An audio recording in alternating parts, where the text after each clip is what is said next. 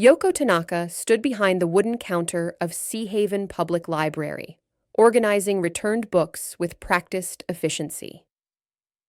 At 48, her movements still carried the precision of her military years, though now she handled novels instead of diving equipment. The afternoon sun streamed through the library's tall windows, casting golden patterns across the worn wooden floors. Another romance novel, Mrs. Peterson. Yoko smiled as the elderly woman approached with her weekly selection. Oh, you know me too well, dear, Mrs. Peterson chuckled. At my age, these books are my only adventure. Yoko stamped the due date with a gentle thud. Adventure. The word stirred something deep within her chest. Memories of cold ocean depths, military missions, and the weight of responsibility that had once defined her life. Now, in this peaceful coastal town of 3,000 residents, her biggest challenge was organizing the summer reading program for local children. As Mrs. Peterson left with her books, Yoko walked to the window facing the harbor. Sea Haven stretched along a crescent-shaped bay, its colorful fishing boats bobbing gently at anchor. The town had been her home for 3 years now, ever since she'd left the military and sought a quieter existence. After 15 years as a combat diver in the Navy, she'd grown tired of the constant tension, the life-or-death decisions, and the weight of missions that kept her awake at night. Here, surrounded by books and the gentle rhythm of small-town life, she'd found peace. The closest she came to her old life was the occasional swim in the early morning, when the beach was empty and the water called to her like an old friend. The brass bell above the library door chimed, and Tommy Chen bounded in with the enthusiasm only a 7-year-old could muster. His backpack bounced against his small frame as he ran to Yoko's desk. "Miss Yoko! Miss Yoko!"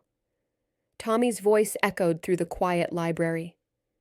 "Do you have any new books about submarines?" Yoko knelt to Tommy's eye level, her expression softening. The boy reminded her of her younger self, curious about the ocean and everything that moved beneath its surface. "I think we might have something special for you," she said, leading him to the children's section. "But remember, we use our indoor voices in the library." Tommy nodded eagerly, then whispered dramatically, "Do you really know how to dive like the people in these books?" The question caught Yoko off guard. Few people in Sea Haven knew about her military background. She preferred it that way. The past was the past, and she'd worked hard to build this simple, peaceful life. "I used to dive, yes," she said carefully. "A long time ago." "That's so cool. Maybe someday you can teach me?" Yoko handed him a picture book about ocean exploration. "Maybe when you're older, Tommy. For now, let's explore the ocean through books." As Tommy settled into a small chair with his book, Yoko returned to her desk.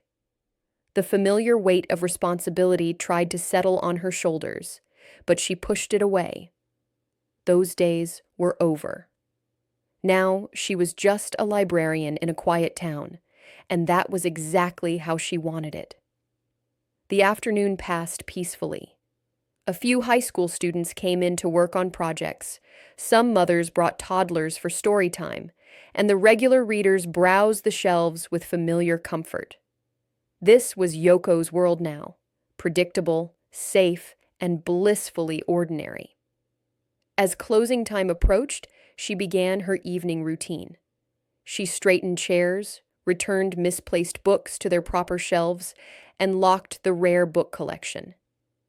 The library felt like a sanctuary, filled with thousands of stories, but requiring nothing more dangerous than a paper cut from her. Outside, the sun was beginning its descent toward the horizon, painting the sky in shades of orange and pink. Yoko locked the library door and walked toward her small apartment above the bakery. The evening air carried the salt scent of the ocean and the distant sound of seabirds calling to each other. She paused at the corner where Harbor Street met the main road. From here, She could see the entire town spread out below. Fishing boats returning from their daily catch, children playing in the small park near the pier, elderly couples walking hand in hand along the waterfront. It was a postcard-perfect scene, exactly the kind of peaceful life she'd dreamed of during her military years. Yet something felt different tonight. The wind seemed stronger than usual, and the clouds on the horizon looked darker. Yoko's trained eye automatically assessed the weather conditions, a habit from her diving days that she'd never been able to shake. A storm was coming, probably by tomorrow evening. She shrugged and continued walking. Weather was just weather in civilian life. No missions to postpone, no underwater operations to cancel, no lives depending on her judgment. The storm would come and go, and life in Sea Haven would continue its gentle rhythm. In her apartment, Yoko made a simple dinner and settled into her favorite chair with a cup of tea and a mystery novel. The protagonist was a former police detective turned private investigator, someone else who'd left their old life behind for something quieter. She smiled at the parallel and lost herself in the story. Outside her window, the wind began to pick up, rattling the shutters slightly. But inside her cozy apartment, surrounded by books and the comfortable solitude she'd cultivated, Yoko felt safe and content. Tomorrow would be another peaceful day at the library, and the day after that, and the day after that. She had no way of knowing that by this time tomorrow, her carefully constructed, quiet life would be shattered, and the skills she'd tried so hard to leave behind would be the only thing standing between life and death for 5 young people she'd never met. The next morning dawned gray and windy, with clouds gathering on the horizon like an approaching army. Yoko opened the library as usual at 9 o'clock, noting the weather with professional concern. The barometric pressure felt low. Her old diving instincts still read the signs automatically. The morning passed quietly. A few regular patrons came and went, but the approaching weather seemed to be keeping most people indoors. By noon, the wind was strong enough to rattle the library's windows, and Yoko could see whitecaps forming in the harbor. She was cataloging new arrivals when the brass bell chimed urgently. Sarah Mitchell, a local teacher in her 30s, rushed in with worry etched across her face. "Yoko, have you seen any of the high school kids today?" "The older ones?" Yoko looked up from her books. "No, it's been quite quiet." "Which kids are you looking for?" "Jake Peterson, Emma Rodriguez, Mike Chen, Lisa Thompson, and David Park. They were supposed to help set up for the town picnic this afternoon, but none of them showed up. Their parents thought they were with each other, but now nobody knows where they are." A chill ran down Yoko's spine that had nothing to do with the weather. How long have they been missing? Since this morning, at least. Maybe longer. Jake's mom thought he stayed at Mike's house last night, and Mike's parents thought he was at Jake's. You know how it is with teenagers. Sarah's voice carried the forced calm of someone trying not to panic. Yoko knew exactly how it was. In military operations, miscommunication about locations was often the first sign of serious trouble. "Have you checked their usual hangouts? The arcade, the beach, the old pier? We've looked everywhere we can think of. The weather's getting worse, and frankly, we're starting to worry something might have happened." The wind chose that moment to howl around the library, making both women look toward the windows. Yoko's trained mind automatically began calculating wind speed, wave height, visibility. If those kids were somewhere exposed to the elements, they could be in real danger. "I'll close the library early and help search," Yoko said, already moving toward her desk to secure the day's work. "Where's the search being coordinated from?" "The town hall." "Thank you, Yoko. I know you haven't been here long, but—" "It doesn't matter how long I've been here," Yoko interrupted, locking the cash register. 5 young people are missing. That's all that matters. 20 minutes later, Yoko joined nearly 50 townspeople gathered in the municipal building. The mood was tense, with worried parents and concerned neighbors speaking in hushed, urgent tones. She recognized most faces. Seahaven was small enough that everyone knew everyone, at least by sight.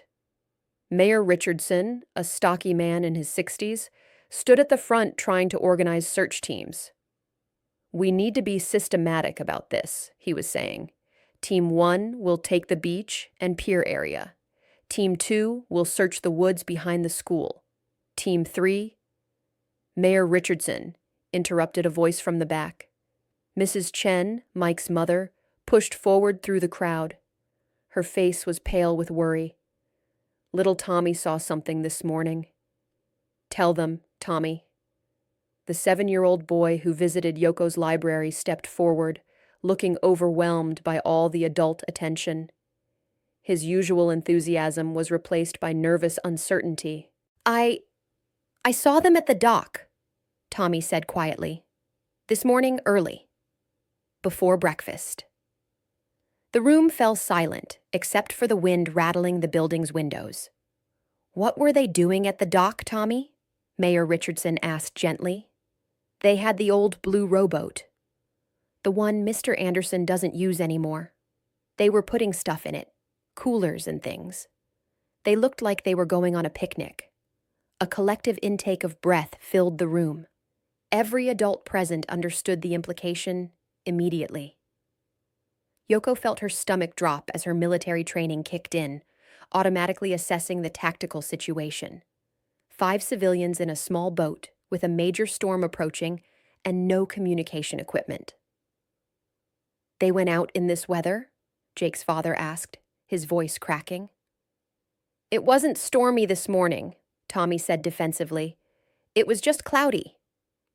They were laughing and having fun. Mayor Richardson rubbed his forehead, looking suddenly older. "That was before the Weather Service issued the small craft advisory. They probably had no idea what was coming." Yoko stepped forward. "What kind of boat are we talking about?" "How seaworthy?" Several people turned to look at her, probably wondering why the quiet librarian was asking tactical questions. "It's a 14-foot rowboat with a small outboard motor," said Bill Anderson, the boat's owner. "I've been meaning to repair the radio for weeks. It's sturdy enough for calm water, but in conditions like this." He gestured helplessly toward the storm-lashed windows. "How long ago did Tommy see them?" Yoko asked. "Around 7:30, Mrs. Chen answered. "It's almost 3 o'clock now. 7.5 hours. In Yoko's experience, that was a lifetime in dangerous conditions. Her mind automatically began calculating fuel consumption, drift patterns, survival time in cold water. None of the calculations were encouraging. "We need to contact the Coast Guard immediately," she said. "Already done," Mayor Richardson replied. "But they're dealing with 3 other emergencies right now, and they can't get a helicopter up in this wind. The earliest they could send a boat is tomorrow morning, assuming the storm passes. Tomorrow morning might be too late." Yoko looked around the room at the worried faces. Parents, neighbors, friends. Good people who cared deeply but had no experience with marine rescue operations. In conditions like these, well-meaning amateurs could easily become victims themselves. "What about local boats?" she asked. "Surely some of the fishing fleet—" "Nobody's willing to go out in this weather," Bill Anderson said grimly. "And honestly, I can't blame them. The waves are already running 6 to 8 feet, and it's getting worse. Any boat smaller than a Coast Guard cutter would be taking its life in its hands." Yoko walked to the window and looked out at the harbor. The boats there were all secured tightly to their moorings, their owners having taken every precaution against the storm. Whitecaps filled the bay, and she could see spray being blown off the wave crests. It was definitely dangerous, but not impossible if you knew what you were doing. The room behind her buzzed with frustrated conversation as people struggled to find options that didn't exist. Parents demanded action, but no one had any practical suggestions. The Coast Guard was their best hope. But tomorrow morning felt like an eternity when 5 young lives were at stake. Yoko closed her eyes and felt the familiar weight settling on her shoulders, the weight she'd tried so hard to leave behind. Command responsibility. The knowledge that she might be the only person in the room with the skills to do something about this situation. She'd sworn she was done with life or death decisions. She'd promised herself a quiet, safe life where the biggest crisis was running out of printer paper or dealing with overdue books. But as she listened to the desperation in the parents' voices behind her, she knew that promise had just been broken. When she turned around, her posture had changed. The mild-mannered librarian was gone, replaced by someone who'd spent 15 years making impossible decisions in impossible situations. "I need 3 volunteers," she said quietly. The room fell silent.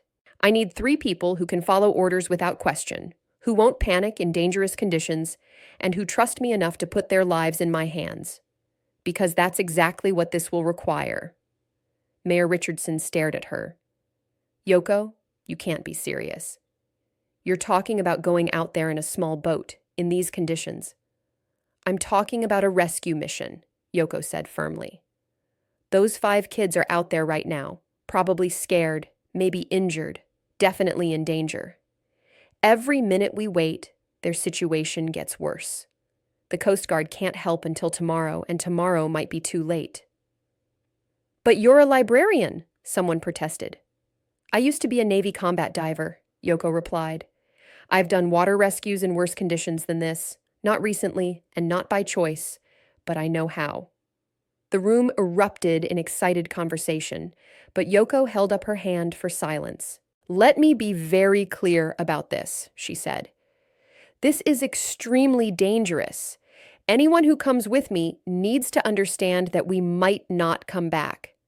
I can't guarantee success, and I can't guarantee safety. What I can guarantee is that if we don't try, those kids have very little chance of surviving until tomorrow." She looked around the room, meeting the eyes of everyone present. "I need 3 volunteers, but I'll only take people who understand exactly what they're signing up for." The room stayed silent for a long moment, the only sound the increasing wind outside. Yoko could see people processing what she'd said, weighing the risks against their desperation to help the missing teenagers. Finally, a hand went up in the back of the room. "I'll go." Everyone turned to see Marcus Williams, the town's fire chief, stepping forward. At 55, he was a bear of a man with graying hair and hands scarred from 2 decades of emergency response. Yoko knew him by reputation: steady, reliable, and experienced with crisis situations. "I've done water rescue training with the county," Marcus said. "Not in conditions like this, but I understand the risks. Those kids need help, and waiting isn't an option." Yoko nodded approvingly. A fire chief would follow orders and keep his head in an emergency. "That's one." Another hand rose, this one belonging to Dr. Elena Santos, the town's physician. She was in her early 40s, with kind eyes that had seen plenty of medical emergencies. "If you find them, they might need immediate medical attention," she said simply. "I can't let you go out there without someone who knows how to treat hypothermia and trauma." "Doctor, with respect, this isn't going to be like treating patients in your office," Yoko warned. "We'll be on a small boat in rough seas. You could be thrown around, injured, or worse." Dr. Santos's expression didn't change. "I took an oath to help people who need medical care. Those kids might need me." Yoko studied the doctor's face and saw the same determination she'd recognized in good military medics. "That's 2. I need 1 more." Several people raised their hands, but Yoko was surprised to see Bill Anderson among them. "It's my boat they took," he said gruffly. "I know these waters better than anyone here, and I know that old rowboat's capabilities. If anyone can find them, it's me." "Bill?" You're 73 years old, Mayor Richardson protested. And I've been fishing these waters for 55 of those years, Bill shot back. I've ridden out storms that would make this one look like a gentle breeze. Age doesn't matter if you know what you're doing. Yoko considered this carefully. Local knowledge was invaluable, and experience with small boats in rough weather was exactly what they'd need. But Bill's age was a real concern. This wouldn't be like his usual fishing trips. "Can you take orders without arguing?" she asked bluntly. Bill's weathered face cracked into a grin. "Lady, I survived 30 years of marriage. I can take orders." Despite the tension, several people chuckled. Yoko found herself almost smiling. "That's 3 then. Marcus, Elena, and Bill. You're sure about this?" All 3 nodded without hesitation. "Then we need to move fast. The weather's getting worse, and we're losing daylight." Yoko turned to address the entire room. "Everyone else needs to stay here and coordinate with the Coast Guard. If we're not back by dawn, don't send anyone else out. Wait for professional rescue services." Mayor Richardson stepped forward. "Yoko, I feel like I should stop this. I can't let 4 more people—" "You can't stop us," Yoko interrupted. "We're all adults making our own choices. But you can help us by making sure someone's monitoring the marine radio and keeping the Coast Guard updated on our situation." She turned to her 3 volunteers. "We need to gather equipment and get briefed on what we're dealing with. Bill, what boat are you planning to take?" "The Sarah's Dream," he replied. 30-foot fishing boat, twin diesels, GPS, radar, marine radio. She's sturdy and handles rough water well." "Good. Marcus, what kind of emergency equipment do you have access to?" "Life jackets, rope, first aid supplies, emergency flares. I can have everything at the dock in 20 minutes. Elena, what medical supplies will you need?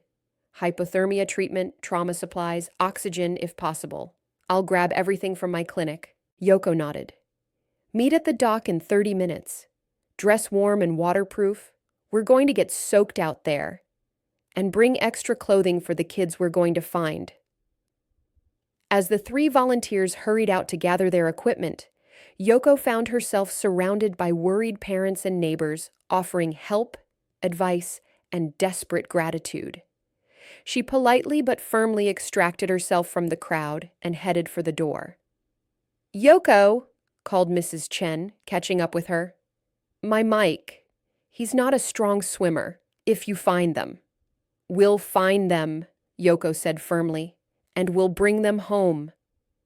She hoped she sounded more confident than she felt. 25 minutes later, Yoko stood on the dock adjusting the straps of her life jacket. The wind was howling now, making conversation difficult, and spray from the waves was already soaking everyone despite their rain gear. Bill's boat, the Sarah's Dream, bobbed violently at its mooring, its fenders squealing against the dock. Marcus arrived with a waterproof bag full of rescue equipment. "Rope, flares, emergency blankets, and a portable pump in case we take on water," he shouted over the wind. Dr. Santos appeared with her own waterproof medical kit, hypothermia supplies, trauma kit, and some emergency stimulants, she called back. Yoko had stopped by her apartment to retrieve something she'd hoped never to use again, her old military gear bag.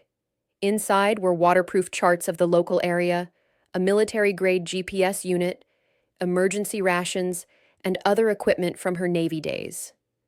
Looking at the familiar items had brought back a flood of memories she'd tried to suppress.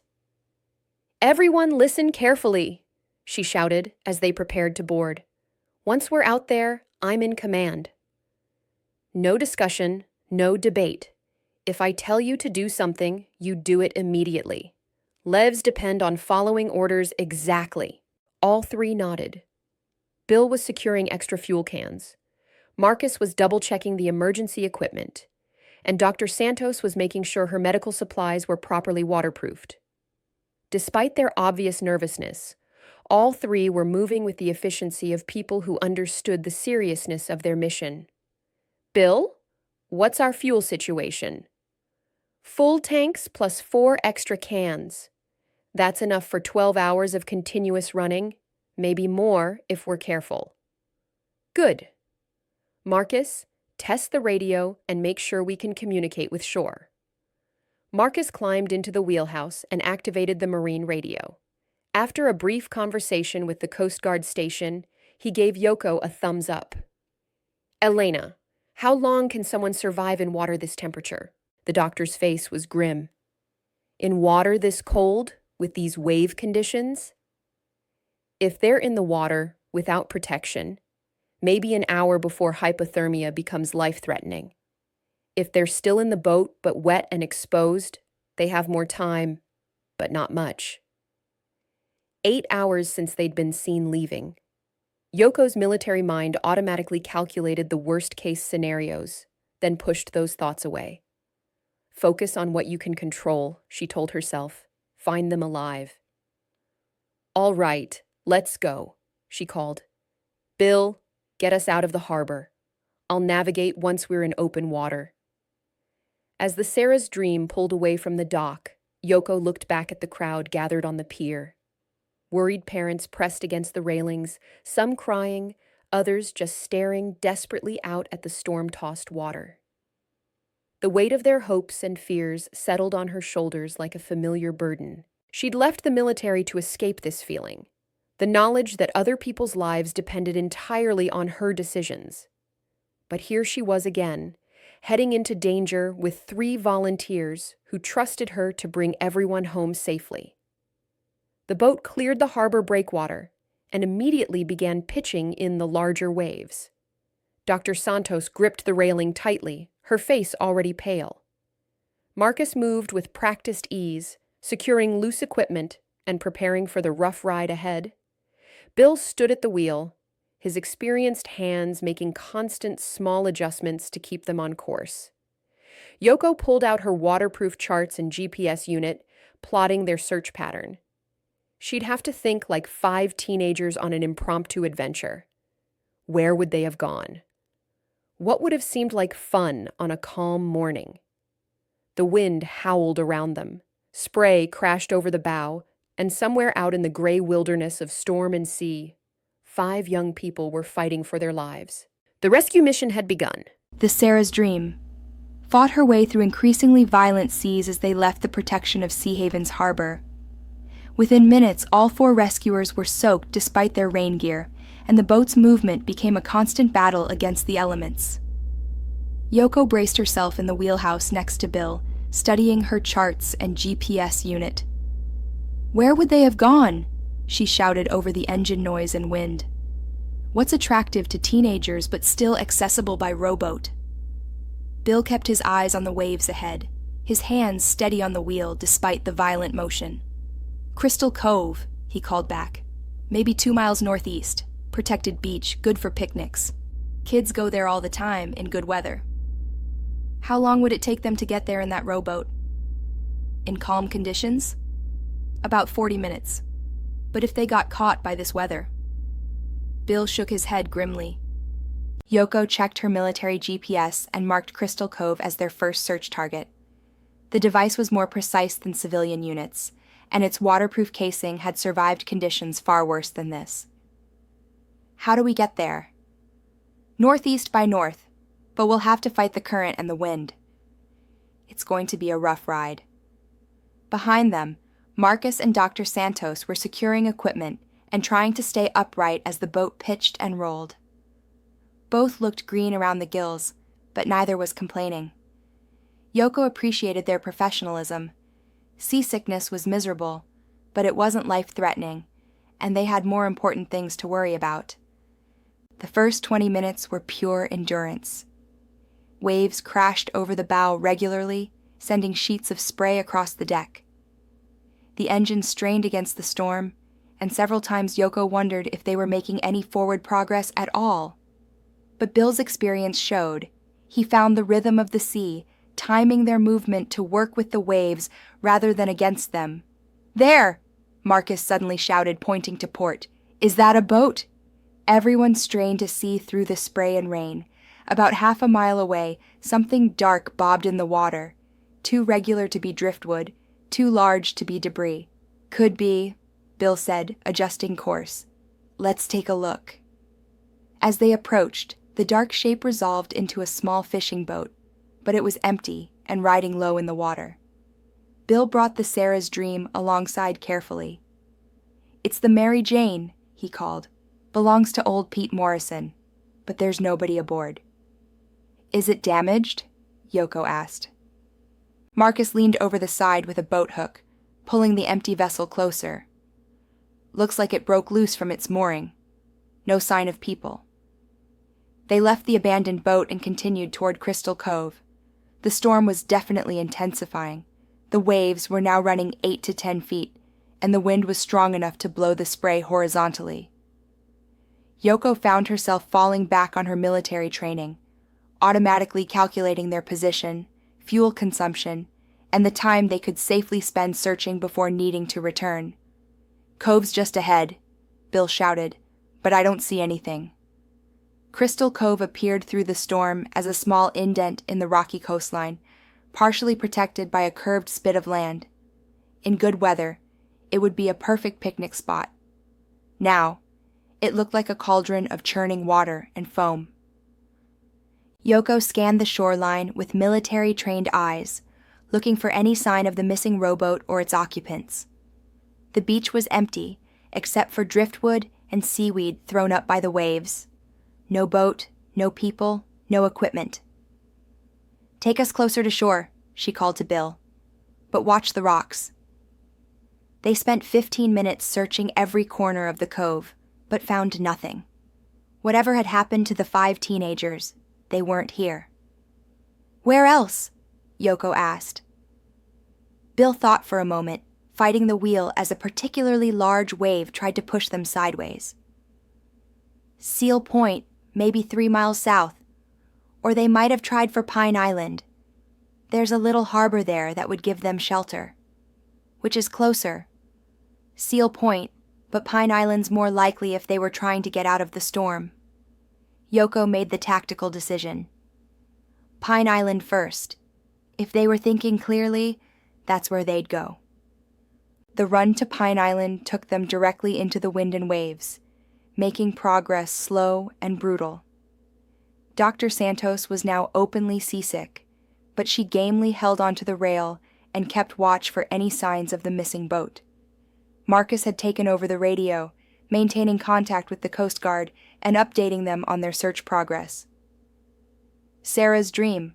This is Coast Guard Station Sea Haven," crackled the radio. "What's your current position and status?" Marcus grabbed the microphone. "Coast Guard, we're approximately 2 miles southwest of Pine Island, searching for the missing boat. Rough conditions, but manageable. No sign of survivors yet." "Copy that, Sarah's Dream. Be advised that conditions are expected to worsen over the next 2 hours. Small craft advisory has been upgraded to a gale warning." Yoko felt a chill that had nothing to do with the spray soaking her. Gale conditions meant sustained winds over 34 knots, dangerous for any small vessel, potentially fatal for an unprotected rowboat. "Bill, how much worse can this get?" she asked. "A lot worse," he replied grimly. "If this turns into a full gale, we might have to head back. I won't risk 4 more lives on a search that might be hopeless." Yoko understood his position, but the thought of giving up while 5 young people were still missing made her stomach clench. "How much time do we have?" "Maybe an hour, hour and a half at most. After that, even this boat won't be safe out here." Through the spray and rain ahead, Pine Island emerged like a dark shadow against the gray sky. It was small and rocky, with a tiny protected harbor on its lee side. If the teenagers had made it this far, it would be their best chance of survival. "There!" Dr. Santos suddenly shouted, pointing toward the island. "On the beach!" Everyone strained to see where she was pointing. On the small strip of sand that served as Pine Island's beach, something blue was visible, the right color for the missing rowboat. "I see it," Bill confirmed, adjusting course toward the island's harbor. That's got to be them. As they approached, more details became visible. The blue rowboat was pulled up on the beach, but it was listing badly to one side. Near it, they could make out what looked like people, dark figures huddled together on the sand. 5 of them, Marcus called out, counting the figures. They're all there. But something was wrong. The figures weren't moving, weren't waving, weren't showing any signs of awareness that rescue was approaching. They were just huddled motionlessly on the beach, which could mean anything from exhaustion to hypothermia to something much worse. Elena, get your medical kit ready, Yoko ordered. We might have casualties. The doctor was already pulling out her equipment, her seasickness forgotten in the face of a medical emergency. If they've been exposed to this weather for hours, hypothermia is almost certain, possibly severe. Bill skillfully maneuvered the Sarah's Dream into Pine Island's tiny harbor, using the island's bulk to shield them from the worst of the waves. But even here, the water was rough, and getting from the boat to shore wouldn't be easy. I'll go first, Yoko said, preparing to jump to the small dock. Marcus, bring the rope and emergency supplies. Elena, be ready to treat hypothermia. Bill, keep the engine running. We might need to leave quickly. As Yoko leaped from the boat to the rickety dock, her military training took over completely. She was no longer a small-town librarian on a desperate rescue mission. She was a combat-trained Navy diver, experienced in water rescue and emergency medicine. Every movement was precise, every decision calculated for maximum efficiency. The 5 figures on the beach were definitely the missing teenagers, but they were in bad shape. As Yoko ran across the sand toward them, she could see they were all suffering from exposure, wet, cold, and barely responsive. But they were alive. Help is here, she called out as she reached them. You're going to be okay. Jake Peterson, the biggest of the group, looked up at her with dazed eyes. We couldn't get back, he mumbled through chattering teeth. The motor died, and the waves. Don't worry about that now, Yoko said, quickly assessing their condition. All 5 were conscious, but showing signs of hypothermia, shivering, confusion, and sluggish responses. We're going to get you somewhere warm. Marcus arrived with emergency blankets and dry clothing. Dr. Santos was right behind him, already opening her medical kit. The organized efficiency of their response reminded Yoko why she'd chosen these particular volunteers. Emma, can you hear me? Dr. Santos asked, checking the pulse of a girl who seemed to be in the worst condition. We're here to help you. But as they began treating the hypothermic teenagers, a new crisis developed. One of the boys, Mike Chen, was not with the group on the beach. Where's Mike? Yoko asked urgently. Jake's eyes widened with fear. The boat started sinking when we got here. Mike tried to save our supplies. He fell in the water, and we couldn't. We were too weak to help him. Yoko's blood ran cold. When did this happen? Maybe 20 minutes ago? We've been calling for him, but... Jake's voice trailed off helplessly. 20 minutes in water, this cold and rough. Mike Chen was either already drowned or very close to it, and somewhere out in the storm-tossed water around Pine Island, he was fighting for his life with no one even knowing exactly where he was. Yoko looked at the 4 teenagers they'd found, then out at the violent seas surrounding the island. The rescue mission had just become infinitely more complicated and dangerous. Elena, how long before these 4 are stable enough to move? Yoko asked quickly, her mind already shifting into crisis mode. Dr. Santos was wrapping Emma in emergency blankets while checking her core temperature. Give me 10 minutes to get their hypothermia under control, then we can transport them safely. We don't have 10 minutes, Yoko said grimly. Not if Mike's been in the water for 20 minutes. She turned to Jake, who seemed to be the most coherent of the group. Which direction did Mike go in? Do you remember? Jake pointed with a shaking hand toward the north side of the island. Around that way. The current was pulling him. We tried to throw him the life ring from the boat, but it was too far. Marcus had been scanning the water with binoculars. I can't see anything from here. The waves are too high, and there's too much spray. Yoko made a rapid tactical assessment. They had 4 hypothermic teenagers who needed immediate medical attention, 1 missing person who might be drowning, and weather conditions that were getting worse by the minute. Every option carried enormous risk. Marcus, get the radio and tell the Coast Guard we found 4 survivors, but we have 1 person in the water. Give them our exact position. She turned to Bill, who had kept the Sarah's Dream positioned near the dock. Can you get us around to the north side of the island? In these conditions? It's going to be rough, but we can try. But Yoko, if someone's been in the water this long... He might still be alive. Yoko cut him off. I've seen people survive longer than this in cold water. We have to try. Dr. Santos looked up from treating Lisa Thompson. I need more time with these 4. Emma's core temperature is dangerously low, and David's showing signs of severe hypothermia. Yoko felt the familiar weight of command decisions, impossible choices where any option could lead to disaster. Save the 4 they'd found, or risk everyone to search for the 5th? In the military, she'd learned to make these calls quickly and live with the consequences. Elena, stabilize them as much as you can in 5 minutes. Then we're moving. We can treat them on the boat while we search for Mike. That's not medically advisable. Nothing about this situation is advisable, Yoko said firmly. But we're not leaving Mike out there to die.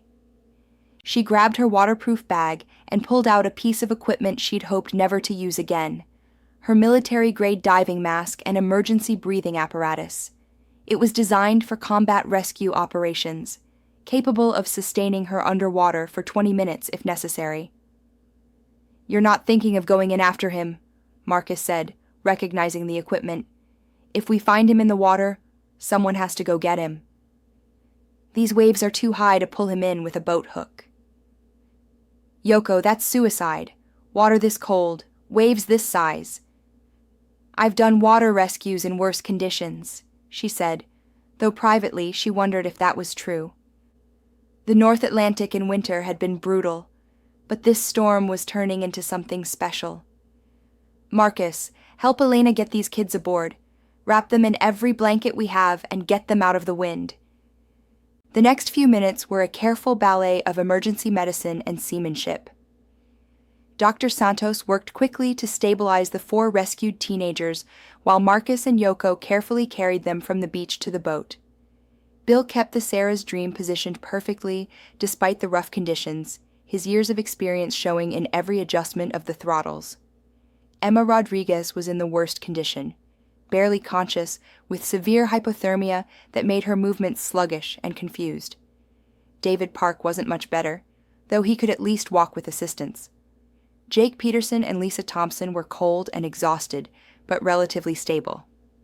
Coast Guard, this is Sarah's Dream, Marcus radioed, as they secured the teenagers below deck. We have 4 survivors aboard, 1 still missing in the water, requesting immediate medical evacuation when conditions permit. Copy. Sarah's Dream. Medical helicopter is standing by, but they can't fly in current conditions. Can you transport survivors to shore? Yoko grabbed the microphone. Coast Guard, we're continuing search for the 5th person. He's been in the water approximately 25 minutes. We'll transport all survivors when search is complete. Sarah's Dream. Be advised conditions are deteriorating rapidly. Recommend you return to port immediately. Understood, Coast Guard. Continuing search. She handed the microphone back to Marcus and moved to the wheelhouse. Bill, take us around the north side. Follow the current. If Mike's alive, that's where he'll be. The run around Pine Island's north shore was the roughest yet. Without the island's protection, they were fully exposed to the storm's fury. Waves crashed over the bow regularly, and the wind howled through the rigging with a sound like screaming. There's a lot of debris in the water, Marcus called out, scanning with binoculars. Driftwood, seaweed. It's hard to tell what's what. Yoko had her own binoculars out, methodically scanning each section of water. Her military training had taught her to be systematic even in chaos, grid searches, overlapping coverage, never assume you've seen everything. But the conditions were making it nearly impossible to spot anything as small as a person's head in the water. Currents running northeast, Bill shouted over the engine noise. If he went in near the beach, he'd be there, maybe quarter-mile off the point. They adjusted course, fighting their way through increasingly violent seas. Below deck, Dr. Santos was working to warm the hypothermic teenagers while keeping them stable in the rough conditions. Yoko could hear Emma Rodriguez crying softly. A good sign, actually, since it meant she was becoming more alert. "Wait!" Marcus suddenly yelled. 2:00, about 300 yards. Something in the water. Yoko swung her binoculars in that direction and felt her heart jump. There, barely visible among the whitecaps, was a dark shape that moved differently from the driftwood around it. "It's him," she confirmed. "Bill, can you get us closer?" "I'll try, but in these waves, getting alongside is going to be tricky." As they approached, the shape resolved into Mike Chen, floating face up in a life jacket he must have grabbed from the rowboat.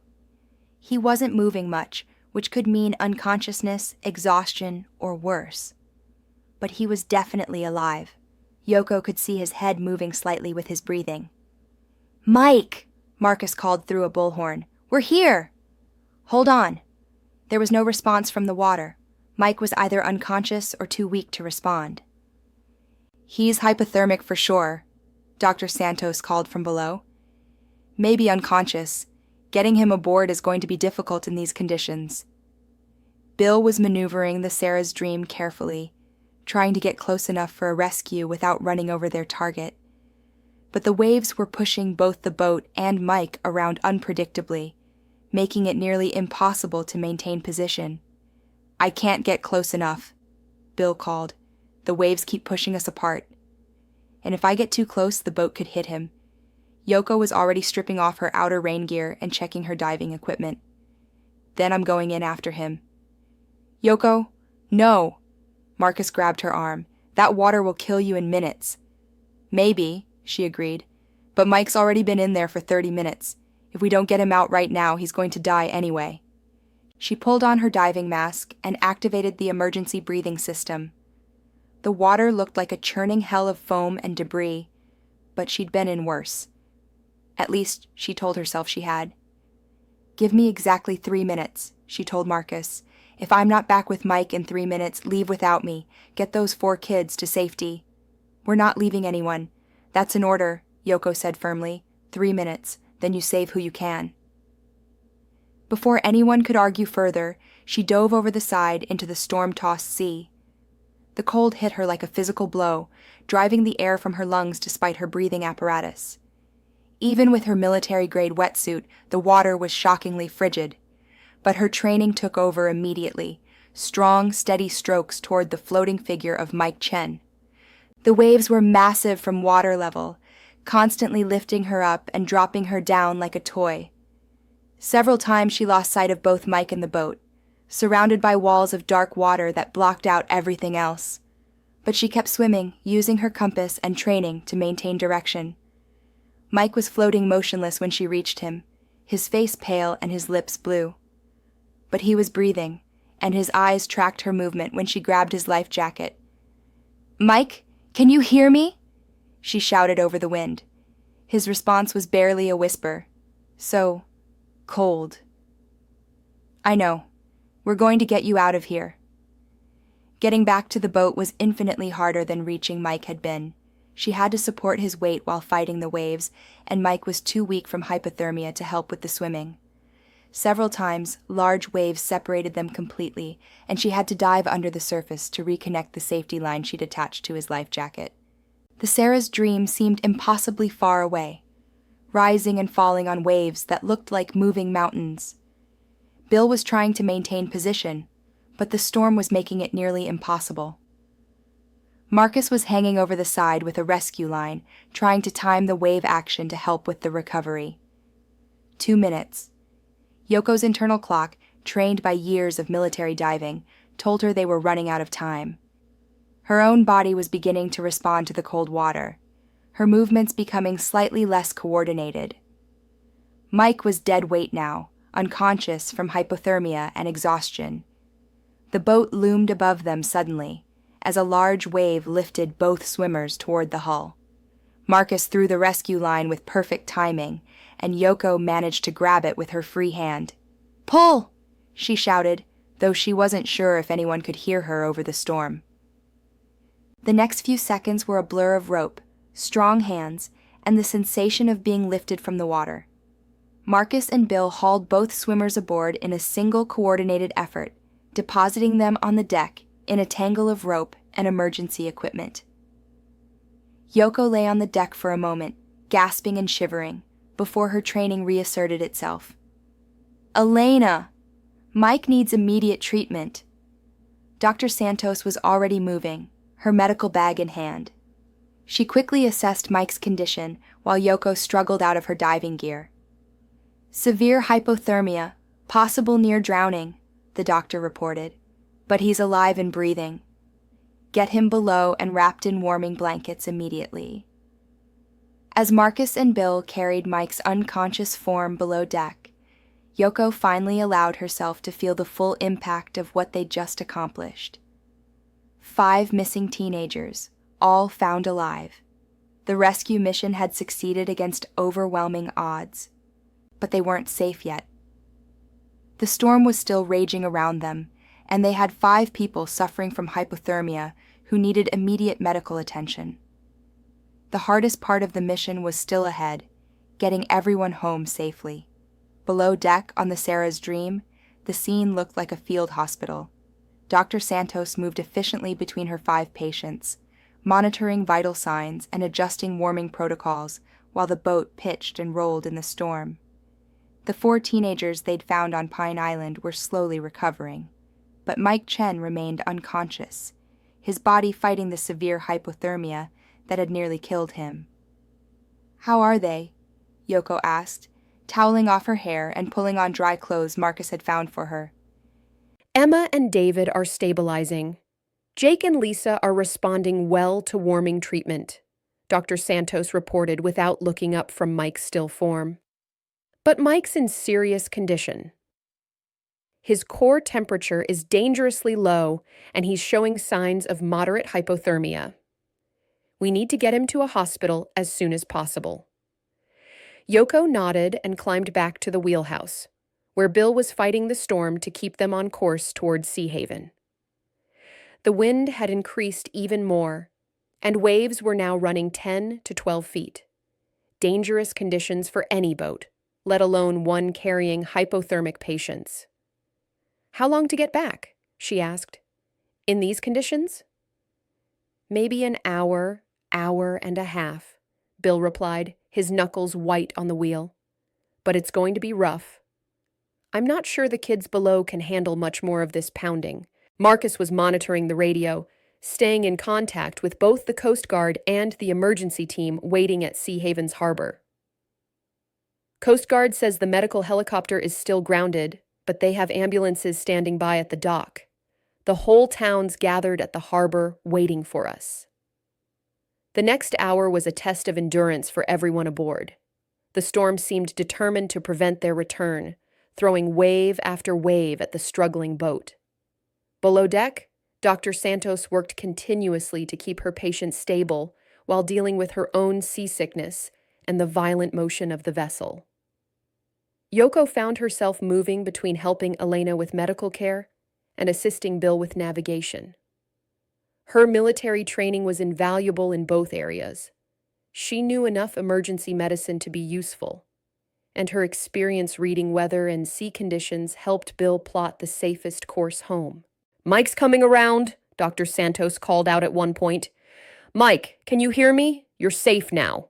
The teenager's eyes fluttered open, confusion evident on his pale face. "Where am I?" "You're on a boat," Yoko said, kneeling beside him. "We pulled you out of the water. Your friends are all here and safe." Mike tried to sit up but immediately lay back down, overwhelmed by dizziness and weakness. "The storm. I fell in when the boat started sinking.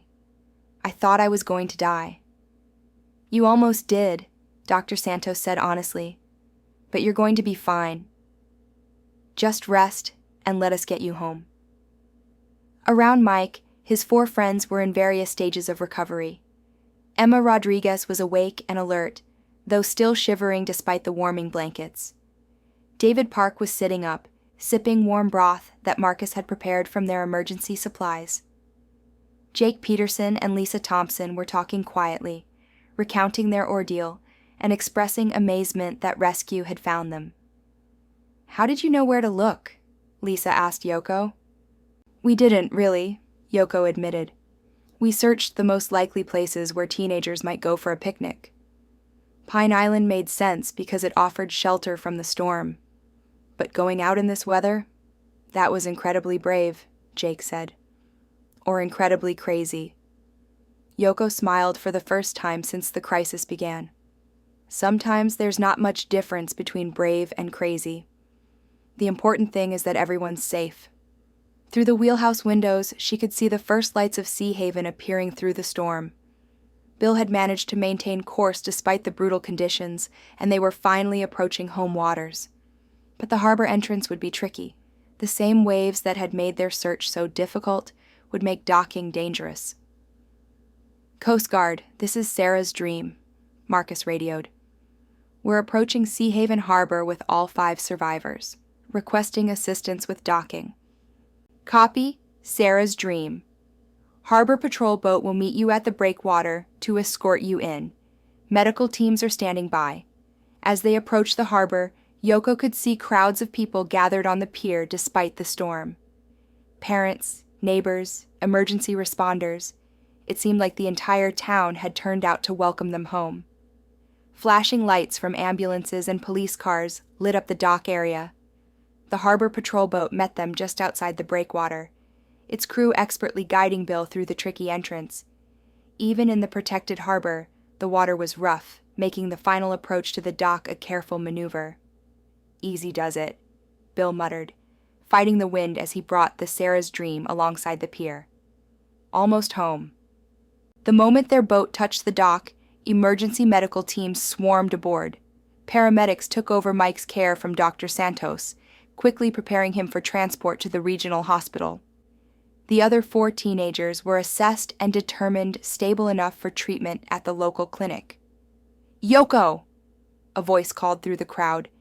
She turned to see Mrs. Chen, Mike's mother, pushing through the emergency responders with tears streaming down her face. "Thank you. Thank you for bringing my son home." Before Yoko could respond, she found herself surrounded by grateful parents, town officials, and neighbors. The quiet librarian who had left that morning was suddenly the center of attention, being hailed as a hero by people she barely knew. "Please," she said, trying to extract herself from the crowd. "Marcus, Elena, and Bill are the real heroes here. I couldn't have done anything without them." But the crowd wasn't interested in deflection. They had needed heroes that day, and they had found them in 4 ordinary people who had been willing to risk everything for 5 young strangers. Mayor Richardson appeared at Yoko's elbow, his face showing exhaustion and relief in equal measure. "The whole town owes you a debt we can never repay," he said formally. What we did today was help our neighbors," Yoko interrupted. "That's what people do in communities like this." As the emergency teams finished loading Mike into an ambulance, he managed to catch Yoko's eye through the vehicle's window. Even weak and exhausted, he mouthed the words, "Thank you," before the ambulance pulled away, its siren cutting through the storm. Dr. Santos appeared beside Yoko, looking exhausted but satisfied. "All 5 are going to be fine," she reported. "Mike will need a few days in the hospital, but there shouldn't be any permanent effects from the hypothermia." Marcus and Bill were being congratulated by their own circles of friends and family, both men looking slightly overwhelmed by the attention. Like Yoko, they had simply done what needed to be done, without thinking about recognition or reward. As the crowd began to disperse and the emergency vehicles departed, Yoko found herself standing on the dock with her 3 fellow rescuers. The storm was finally beginning to weaken, though rain still fell steadily on the dark harbor. "So," Marcus said with a tired grin, "I guess we're heroes now." "I guess so," Yoko replied, "though I have to say, I preferred being a quiet librarian." Bill laughed, the sound carrying a note of relief that all of them felt. "Well, you're still a librarian, just one with a slightly more interesting hobby. Rescuing people in storms is not a hobby," Dr. Santos said firmly. "It's a calling. And I'm proud to have answered it with all of you." As they walked off the dock together, Yoko realized that something fundamental had changed. She had tried to leave her old life behind, to become someone ordinary and safe. But today had proven that you can't really leave behind who you are. You can only choose how to use your abilities. She was still a librarian in a small coastal town, but she was also someone who would answer the call when her neighbors needed help, regardless of the danger involved. It wasn't the quiet, simple life she had planned, but maybe it was the life she was meant to live. The storm was passing, the missing were found, and Sea Haven's heroes were finally going home. 3 days later, Yoko stood behind the familiar counter of Sea Haven Public Library, stamping returned books and trying to pretend that life had returned to normal. It hadn't, of course. The rescue had made her something of a local celebrity, and hardly an hour passed without someone stopping by to thank her or ask about the dramatic events. The brass bell chimed, and Tommy Chen bounded in with his usual enthusiasm, though now his excitement had a new focus. "Miss Yoko! Miss Yoko!" he called, running to her desk. "My big brother says you saved his life. He says you jumped in the ocean during a hurricane." "It wasn't quite a hurricane, Tommy," Yoko said with a smile. "And I had a lot of help from some very brave people." "But you did save him, right? You pulled him out of the water?" Yoko knelt to Tommy's eye level, considering her words carefully. The boy's eyes were bright with hero worship, and she didn't want to encourage reckless behavior while also not dismissing what had happened. "Your brother and his friends got into trouble because they didn't check the weather before going out on the water," she said. "The most important thing is to be prepared and make smart decisions. The rescuing part should never be necessary." Tommy nodded solemnly, though his excitement was clearly undimmed. "Mike says when he gets out of the hospital, he's going to learn how to be a lifeguard. He wants to help people like you helped him." That afternoon, Mike Chen was indeed released from the regional hospital, having made a full recovery from his hypothermia. Yoko heard about it from Dr. Santos, who stopped by the library on her way home from picking him up. "He's doing wonderfully," Elena reported. "No lingering effects from the cold water exposure. His parents are keeping him home for a few more days, but he should be back to normal activities by next week." "That's wonderful news," Yoko said, though she noticed Elena looked tired. "How are you holding up?" "That was a long day for all of us." "I keep thinking about it," Elena admitted. "The medical challenges, the conditions we were working in. I've never treated hypothermia patients on a boat in a storm before. It was terrifying and exhilarating at the same time." Yoko understood completely. The mixture of fear and purpose that came with emergency situations was something she remembered well from her military days. "You did excellent work under impossible conditions. Those kids are alive because of your medical skills." "We all did excellent work," Elena corrected. "I've been thinking, maybe we should formalize what we did. Create some kind of emergency response team for the town. We proved that we work well together, and situations like this might happen again." The suggestion surprised Yoko, though perhaps it shouldn't have. Elena was right. They had worked together with remarkable efficiency, each person contributing their unique skills to achieve something none of them could have accomplished alone. Have you talked to Marcus and Bill about this? Marcus is very interested. Bill says he's too old, but I think he could be convinced. The question is whether you'd be willing to be involved. You're the one with the real training and experience in this kind of thing. Yoko felt the familiar weight of responsibility settling on her shoulders, but this time it didn't feel quite so burdensome. She had tried to escape her past, but maybe the better approach was to integrate it into her new life in a positive way. "Let me think about it," she said. "It's not a decision to make lightly." That evening, Yoko walked down to the harbor as she often did when she needed to think. The storm had passed completely, leaving behind a crystal-clear evening with gentle waves lapping against the dock. The Sarah's Dream was back in her usual slip, showing no signs of the battering she'd taken during the rescue. "Thought I might find you here." Yoko turned to see Bill Anderson approaching, moving with the careful gait of someone whose joints reminded him daily of 73 years of hard living. "I like to watch the sunset," she said. "It helps me think." "About Elena's idea?" Yoko nodded. "Among other things. What do you think about it?" Bill was quiet for a moment, looking out at the peaceful harbor. "I think that storm wasn't going to be the last emergency this town faces. We've got a lot of water around here, a lot of boats, and a lot of people who don't always make the smartest decisions.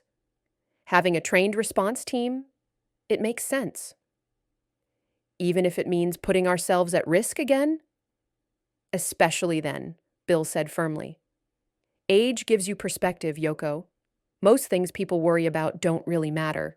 But when someone's life is on the line and you have the skills to help, that matters.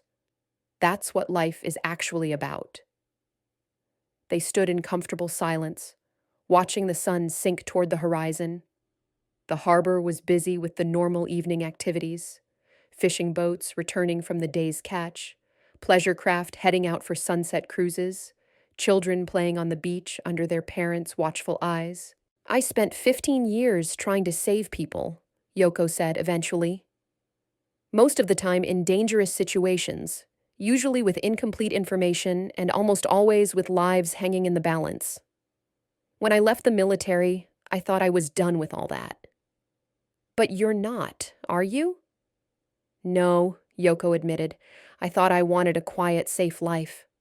But 3 days ago, when those kids were missing, I felt more like myself than I had in 3 years. Does that make me crazy?" Bill chuckled. "If it does, then I'm crazy too. I've been fishing these waters for 55 years, and the most alive I've felt in the last decade was during that storm, trying to keep all of us afloat while you went after that boy." "So you'd be willing to do it again?" "In a heartbeat, though maybe next time we could try for better weather." The next morning, Yoko found a note slipped under the library door. It was from Jake Peterson, written in the careful handwriting of someone who wanted to make sure every word was perfect. "Dear Miss Yoko, I wanted to thank you again for saving us. I know we were stupid to go out without checking the weather, and I know we could have died because of our mistakes. You and the others risked your lives to fix our stupidity, and I will never forget that. I've been thinking about what I want to do with my life, and I've decided I want to help people the way you helped us. I'm going to study emergency medicine in college and maybe join the Coast Guard after that. I want to be the kind of person who runs toward danger when other people need help. Thank you for showing me what real courage looks like. Jake Peterson, **. Yoko read the note twice, feeling a warmth in her chest that had nothing to do with the morning sun streaming through the library windows. This was why people took risks to help others, not for recognition or reward, but for moments like this, when you realized you might have helped someone find their purpose. When Elena stopped by during her lunch break, Yoko was ready with her answer. I'll do it, she said without preamble. The emergency response team. I'll help organize it and train with it on one condition. What's that? We do it right. Professional training, proper equipment, clear protocols. If we're going to put ourselves at risk to help others, we owe it to everyone involved to be as prepared as possible. Elena's face lit up with a smile. Marcus is going to be thrilled. He's already been researching water rescue training programs, and I think I can convince Bill to at least participate in the training, even if he claims he's too old for the dangerous parts. Over the following weeks, as summer settled over Sea Haven and the memory of the storm began to fade into town legend, Yoko found herself busier than ever. During the day, she remained the town librarian, helping patrons find books and organizing reading programs. But in the evenings and on weekends, she worked with Marcus, Elena, and Bill to create something new, a volunteer emergency response team trained specifically for maritime rescues. The mayor enthusiastically supported the initiative, helping them secure funding for equipment and training. The Coast Guard provided technical expertise and certified instructors. Local businesses donated time and materials, but the real reward came from the volunteers who stepped forward to join the team. Jake Peterson signed up the day he was medically cleared for physical activity, bringing with him a determination born of personal experience. Several other young people followed his lead, along with experienced fishermen, retired military personnel, and dedicated civilians who simply wanted to help their neighbors. Mike Chen, fully recovered from his ordeal, became one of their most enthusiastic supporters, though his parents insisted he wait until he was older before participating directly. Instead, he appointed himself the team's unofficial historian, documenting their training and equipment with the thoroughness of someone who understood exactly what their work meant. 3 months after the storm, Yoko stood on the dock during the team's first official training exercise. 12 volunteers were practicing water rescue techniques in calm conditions, learning to work together with the precision that emergencies demanded. Marcus coordinated from the command boat, Elena provided medical oversight, and Bill shared 5 decades of knowledge about local waters and weather patterns. Not bad for a bunch of amateurs, Bill commented, watching as Jake Peterson successfully completed a simulated rescue of a training dummy. We're not amateurs anymore, Yoko corrected. We're a team. As the sun set over Sea Haven Harbor, painting the sky in shades of gold and pink, Yoko reflected on how much her life had changed since that stormy day. She was still a librarian in a quiet coastal town, but she was also something more: a leader, a teacher, and someone ready to answer the call when her community needed help. She had tried to leave her past behind, to become someone ordinary and safe. Instead, she had learned that the best parts of who you are, the courage, the skills, the willingness to put others first, aren't things you leave behind. They're things you carry forward, finding new ways to use them in service of the people and places you care about.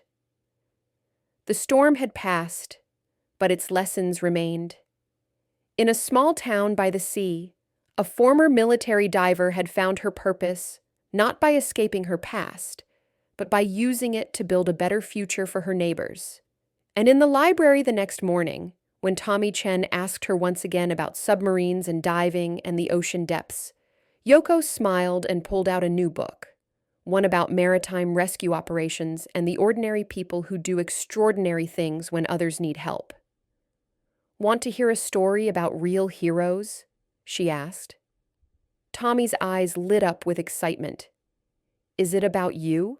It's about all of us, Yoko said, opening the book. And how sometimes being brave isn't about not being scared. It's about being scared and helping anyway. Outside the library windows, the ocean stretched to the horizon, peaceful and blue under the summer sun. But Yoko and her team were ready, should it ever again call upon them to venture into the storm. 1 year later, the bronze plaque near Sea Haven's harbor entrance gleamed in the morning sun, its inscription simple but meaningful. In recognition of the Sea Haven Emergency Response Team, whose courage and dedication serve as a beacon of hope to all who face the sea's challenges. Yoko paused to read it as she walked to work, still slightly embarrassed by the recognition, but understanding its importance to the community. The plaque had been installed 6 months ago, after the team's third successful rescue operation, a fishing boat that had lost power during a winter squall. The library was busier than ever these days. Word of Sea Haven's dramatic rescue and its aftermath had brought visitors from neighboring towns, all wanting to hear the story firsthand.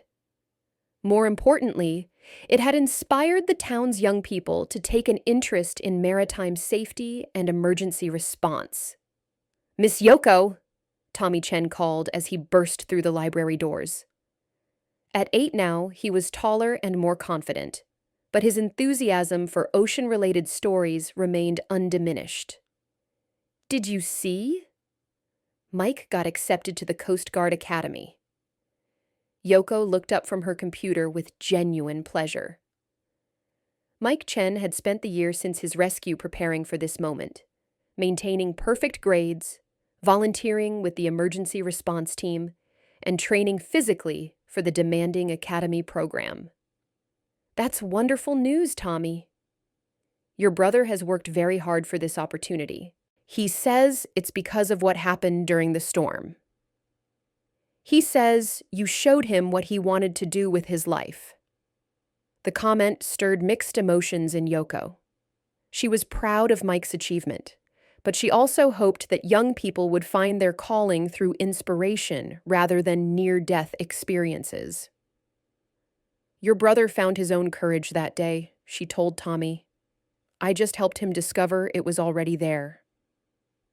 That afternoon, the emergency response team held its monthly training session.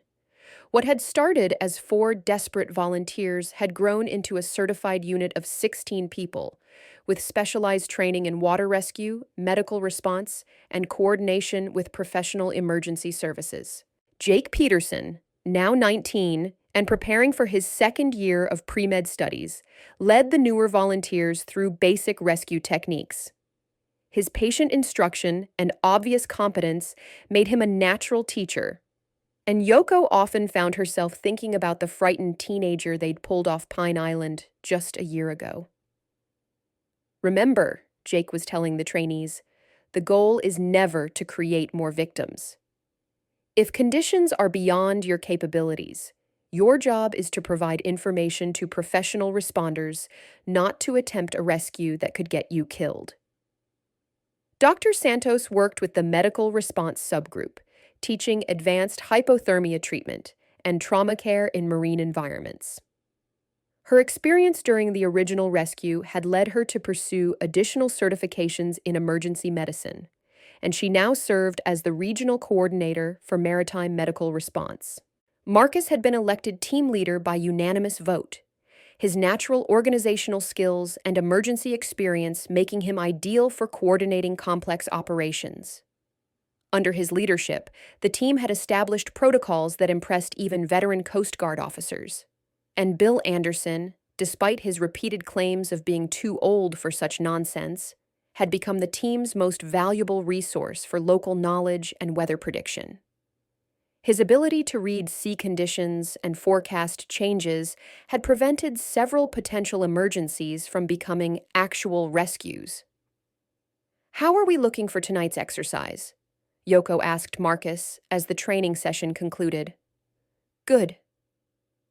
We'll be working with the Coast Guard on a night rescue scenario. They're bringing in a helicopter crew from the regional station." The evening exercise went smoothly, with the team demonstrating the professional competence they'd developed through months of dedicated training. The Coast Guard officers were clearly impressed by what they saw, a group of volunteers who took their responsibilities seriously and trained to the highest standards.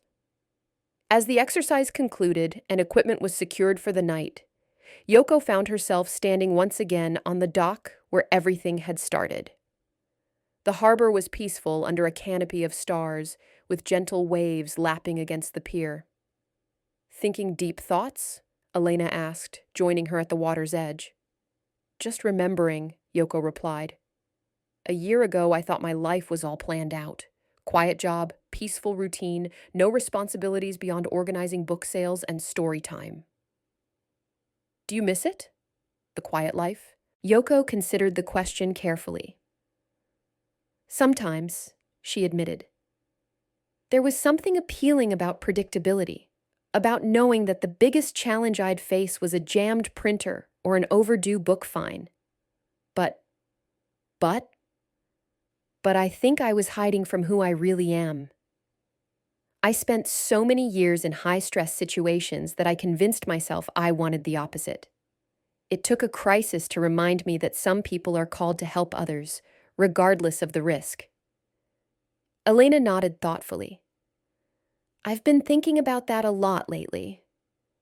Before the storm, I was a small-town doctor treating routine ailments and minor injuries. Now I'm certified in advanced emergency medicine, and I feel like I'm actually using all of my capabilities for the first time in years.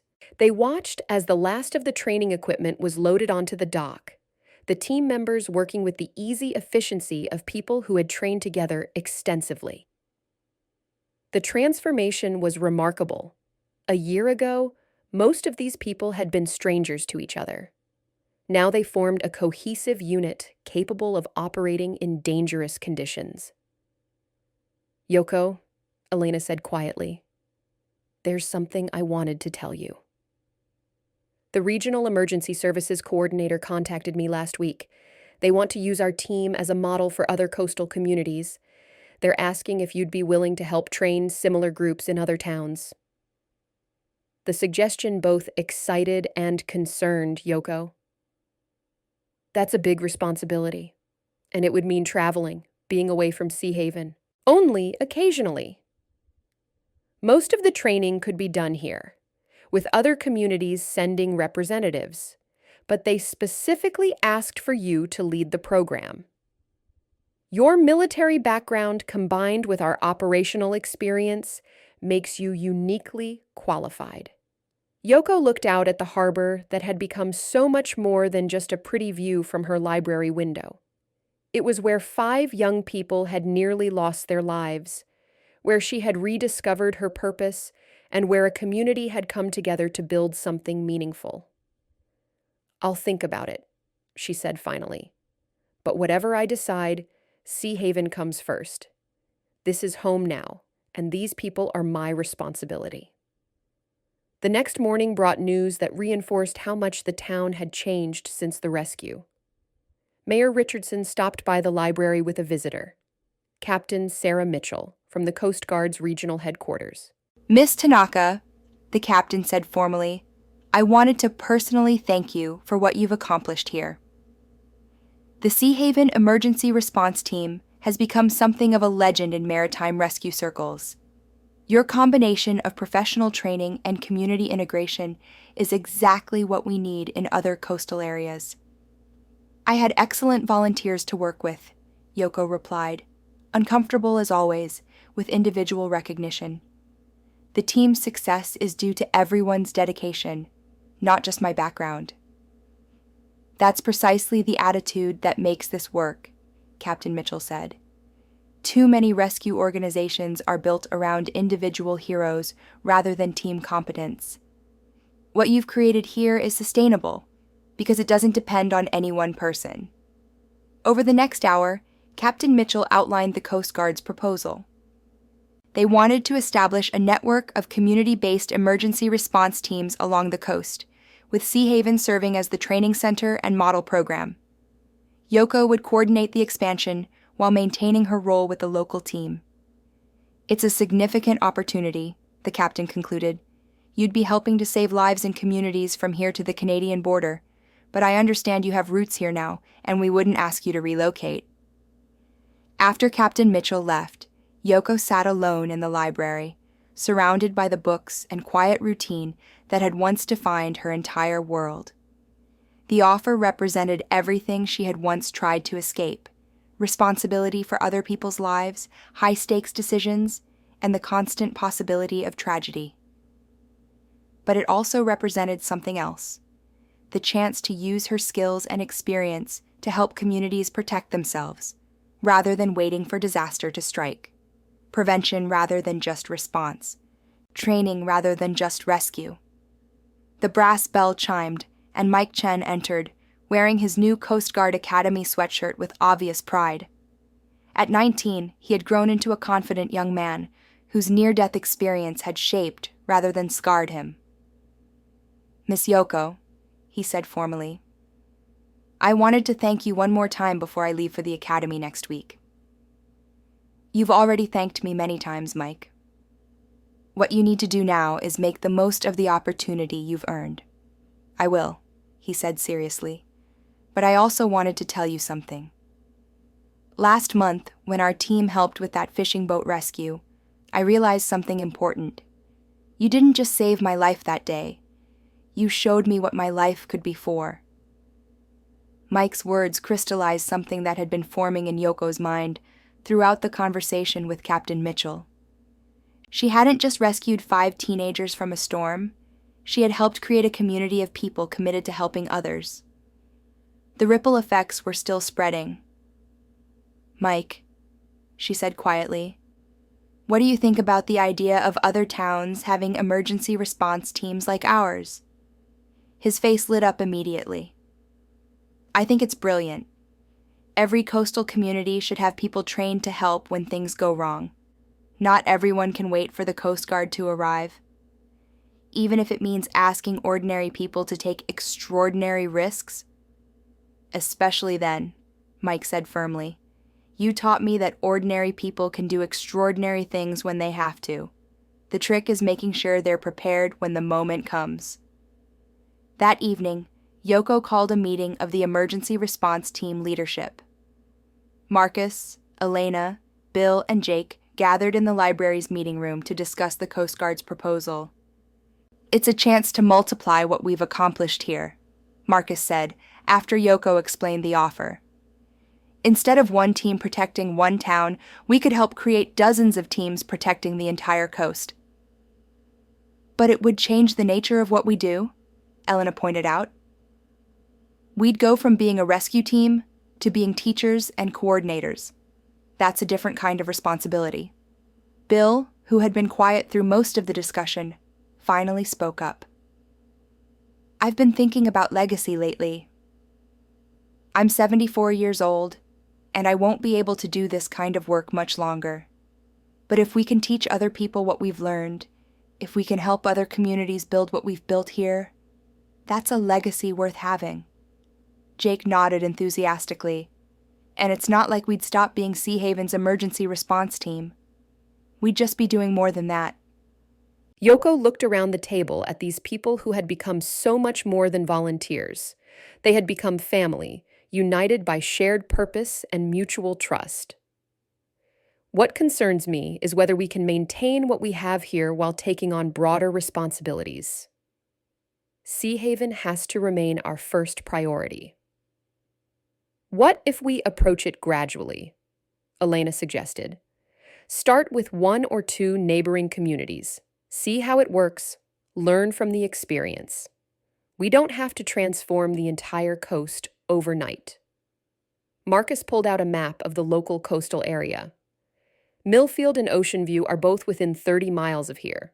Similar-sized communities, similar maritime challenges. If we could help them establish teams, we'd have a good test case for whether the model works elsewhere. The discussion continued for another hour, covering practical details, potential challenges, and the impact on their current operations. By the end, they had reached a consensus. They would accept the Coast Guard's proposal, but on their own terms, expanding gradually while maintaining their commitment to Sea Haven. "All right then," Yoko said finally. "I'll call Captain Mitchell tomorrow and tell her we're interested, with conditions. We do this our way, at our pace, and Sea Haven always comes first." As the meeting broke up and the team members headed home, Yoko remained in the library, surrounded by the books that had once represented her escape from responsibility. Now they seemed like tools, sources of knowledge and inspiration that could help her prepare for the challenges ahead. She pulled out a notebook and began making lists: training curricula, equipment requirements, communication protocols. The quiet librarian was planning for a future that would be anything but quiet. But as she worked, Yoko realized something important had changed in her thinking. A year ago, she had seen responsibility as a burden to be escaped. Now she understood it as a privilege to be earned. The people of Sea Haven had trusted her with their children's lives, and that trust had given her something she hadn't realized she was missing: a sense of home. Whatever the future brought, more rescues, more training, more communities to help, Sea Haven would remain the center of it all. This was where she had learned that you can't really leave behind who you are, only choose how to use your gifts in service of others. The storm that had brought 5 teenagers so close to tragedy had also brought Yoko back to herself. And now, sitting in her library planning for tomorrow's challenges, she finally understood what she had been searching for during all those years of military service and all those months of trying to live quietly. She had been searching for home. And home, she now knew, wasn't a place where you were safe from responsibility. It was a place where your responsibilities mattered, where your efforts made a difference, and where people counted on you to be the best version of yourself. Outside the library windows, Sea Haven Harbor rested peacefully under the stars, its waters calm and welcoming. But Yoko and her team were ready, should those waters ever again demand their courage. The quiet librarian had found her calling, and she was just getting started. If this story touched you, don't forget to like, comment, and subscribe. We'd love to hear what inspired you the most. And where in the world are you watching from? Let us know below.